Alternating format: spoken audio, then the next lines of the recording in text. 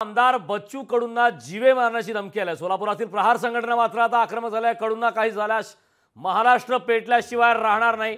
सोलापूर प्रहार संघटनेने आता आक्रमक भूमिका घेतली.